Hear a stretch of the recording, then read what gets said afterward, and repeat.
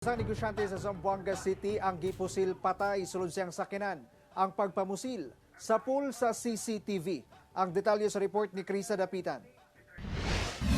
Sa kuha sa CCTV sa usa ka tindahan sa Barangay Recodo sa Zamboanga City pasado alas 3 sa hapon niadtong Sabado. Makita kining duha ka nakasakay sa motorsiklo nga mihudong sa usa ka nakaparadang sakyanan. Taod-taod. Nangalisang ang mga tawo samtang gilayong misibat ang mga sospek.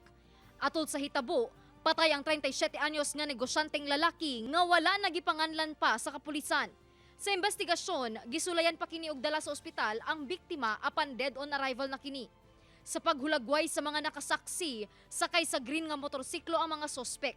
Nakasulob og puti nga jacket ang driver, samtang nakasulob og yellow nga jacket ang angkas nga maoy namusil sa biktima. Sumala sa kapulisan, anaa sa sulod sa iyang sakyanan ng biktima og nakaparada at bang sa iyang tindahan dihang gipaarakan sa mga sospek. Na-recover sa crime scene ang 8 kabasyo sa bala sa kalibre 45. Usa sa mga ginalantaw nga hinungdan sa krimen mao ang personal nga bangi sa negosyo ug posible sab nga kailalang sa banay sa biktima ang mga responsable sa krimen.